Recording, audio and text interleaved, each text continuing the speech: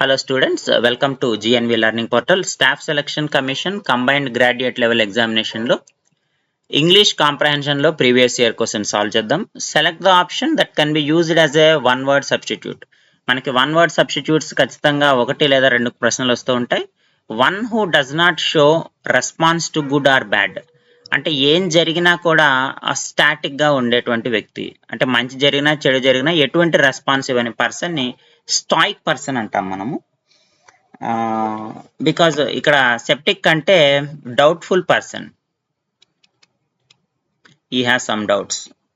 So cynic అంటే he always believe that people have self